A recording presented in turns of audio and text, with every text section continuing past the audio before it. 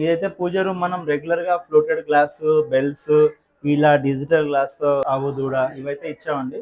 Inside Venkateswara స్వామి చూడండి, నాకైతే చాలా నచ్చింది. రియల్లీ చూడగానే చాలా మంచిగా అనిపించింది. తిరుమలలో వెంకటేశ్వర స్వామి చూసినంత హ్యాపీగా అనిపించింది.